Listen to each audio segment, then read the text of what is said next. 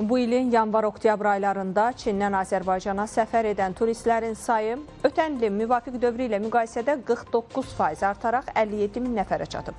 Bunu Dövlət Turizm Agentliyinin sədri Fuad Nağıyev Bakıda ilk dəfə keçirilən China Visitors Summit'də deyib. Onun sözlərinə görə bu artım Azərbaycanla Çin arasında formalaşan etimadın və səmərəli əməkdaşlığın nəticəsidir.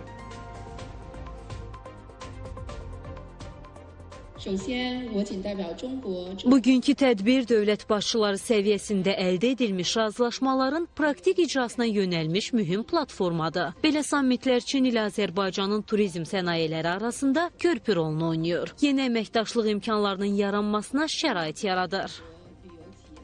Bugün Çin, Azərbaycana gələn turistlərin sayına görə ilk 10 ölkə arasında yer alır. 2025-ci ilin yanvar-oktyabr aylarında Çindən ölkəmizə səfər edən turistlərin sayı əvvəlki illə müqayisədə 49% artaraq 57 min nəfərə çatmışdır.